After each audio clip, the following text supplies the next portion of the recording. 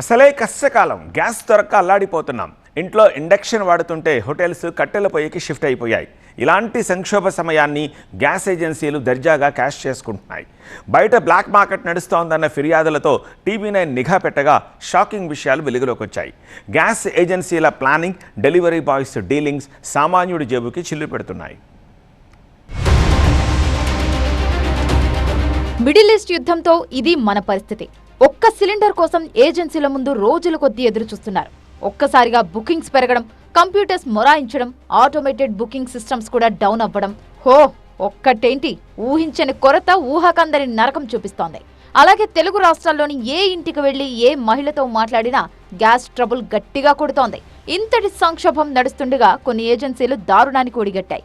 ఒక్క సిలిండర్ ఇవ్వండి మహాప్రభో అని వేడుకుంటుంటే తమకేం పట్టనట్టు యథేచ్ఛగా జనాలను దోచుకుంటున్నాయి. కస్టమర్ల నుంచి వస్తున్న వరుస ఫిర్యాదులతో టీవీ9 నిఘా పెట్టగా షాకింగ్ విషయాలు వెలుగులోకి వచ్చాయి. గ్యాస్ ఏజెన్సీల దోపిడీ ఏ స్థాయిలో ఉందో ఈ వీడియోనే చెబుతోంది.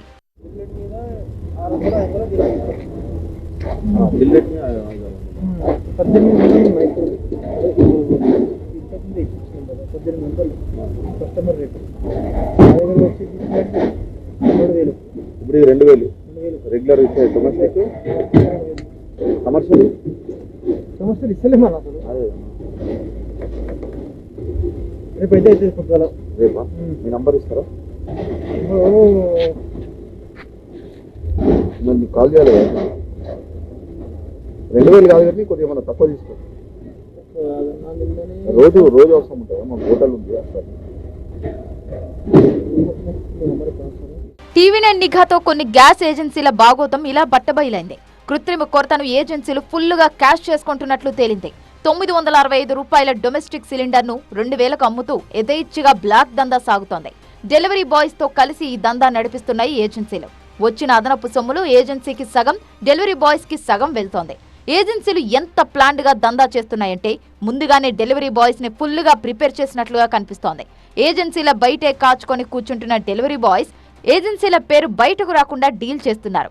ఎన్ని సిలిండర్లు కావాలన్నా ఇస్తామనడమే కాదు, కస్టమర్ ని బట్టి రేట్ ఫిక్స్ చేస్తుండడం షాక్ కు గురి చేస్తోంది.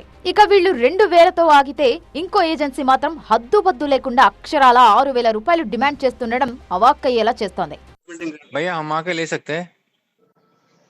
नहीं भाई, तुम कहीं पे भी नहीं मिलता जी कस्टमर तुम्हारा गैस। बहुत रेट बोल रहे भैया, 6000 बोले तो ज्यादा हो गया ना, थोड़ा देख के। मैं 10,000 रुपए भी बोले तो तुम्हारे को नहीं मिलता भाई। हाँ वो भी सही है, बाहर तो नहीं मिल रहा। फाइन एक बात बता दीजिए बस।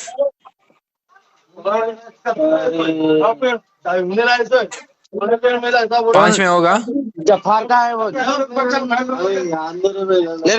ఇది కథ. ఎక్కడా దొరకట్లేదు సార్. 6000 రూపాయలకు అస్సలు తగ్గం. తీసుకుంటే తీసుకోండి, లేదంటే వదిలేయండి అన్నట్లుగా ఉంది ఆ ఏజెన్సీ తీరు.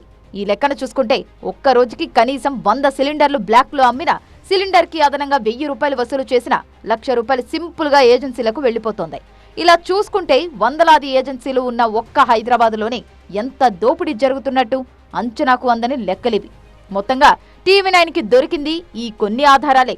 మరికొన్ని చోట్ల బయట నో స్టాక్ బోర్డు పెట్టి లోపల మాత్రం ఒక్కో సిలిండర్ను 3 నుంచి 7,000 రూపాయల వరకు అమ్ముతున్నట్లు సమాచారం అందుతోంది. అంతేకాదు నిన్నటికి నిన్న డొమెస్టిక్ సిలిండర్లు కమర్షియల్ స్పేస్ లోకి వెళ్లడమూ చూశాం. కొన్ని ఏజెన్సీలు అధిక ధరలకు హోటళ్లకు అమ్ముతున్నట్లు అధికారులే తేల్చి సిలిండర్లను సైతం సీజ్ చేశారు. సో అధికారులు ఇంకాస్త దూకుడుగా వ్యవహరించాలి.